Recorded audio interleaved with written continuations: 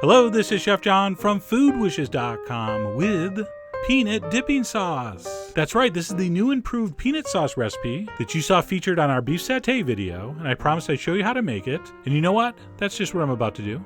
So we're going to start in a mixing bowl with some peanut butter. And I'm not using those name brands that are all chock full of emulsifiers and stabilizers and sweeteners and all that kind of stuff. We are using pure, all-natural, hippie-style peanut butter, which is just made from peanuts and a little bit of salt. And by the way, if you do use those name brands, you will have to adjust the sugar in this recipe, so heads up. But anyway, we're going to need some what they call natural style peanut butter. To that, I'm going to add some very, very finely minced garlic. I'm also going to dump in some brown sugar. And I really should have broke that up because now you know the exact shape of my measuring spoons.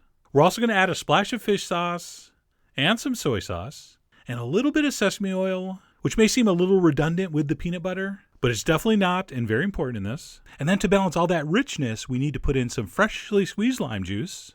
And then almost last but not least, a little bit of hot sauce. I'm using sriracha, but you can use anything you want, including but not limited to cayenne pepper. And then I'm just going to let that sit there like that. No need to mix it yet, because what we're going to do next is heat up the last and not so secret ingredient, coconut milk. So I'm going to pour a small can of coconut milk into a small saucepan, place that over medium heat, and as soon as that starts to simmer, we're going to pour it over the rest of the ingredients.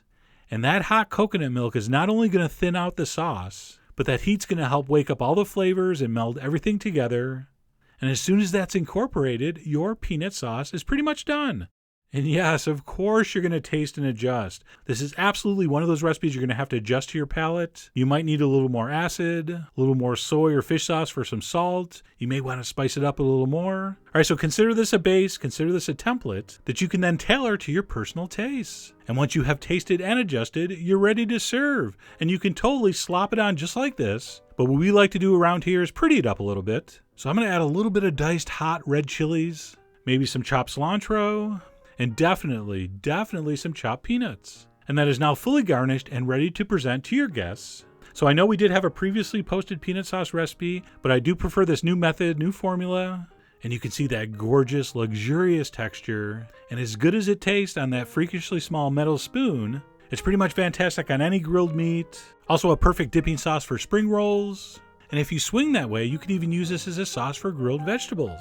So anyway, I really do hope you give this new and improved peanut dipping sauce recipe a try. Head over to foodwishes.com for all the ingredient amounts and more info as usual. And as always, enjoy.